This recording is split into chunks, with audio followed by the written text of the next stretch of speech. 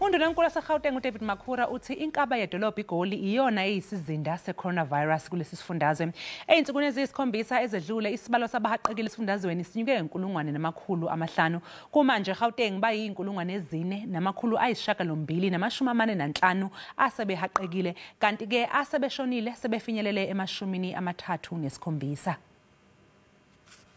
Ukuvumeleka ukuthengiswa kotshwala esigabeni sesithathu se-lockdown kube nomthelela ongemuhle kwezempilo esifundazweni.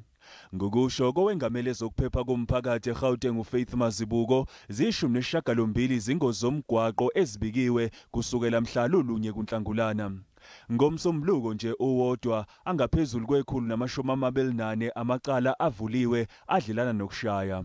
Owengamele ezempilo eGauteng uDokotela Bandile Masuku uthi ukhathazekile ngokuxegiswa kwemithetho ikakhulu kuvumeleka kokuthengiswa kotshwala. Izibhedlela zaseGauteng zibhekene nesibalo esiphezulu sabantu abangeniswa emagunjini abalimele selokhu kwaqala ukuthengiswa kotshwala. Umnyango uthi ukhathazekile ngokuthi imbhede elungiselelwe ukulapha abahaqwe iCovid-19 izosetshenziswa ukulapha abalimale ezingozini ngenxa yokweqisa ezinkambeni zikaFaro.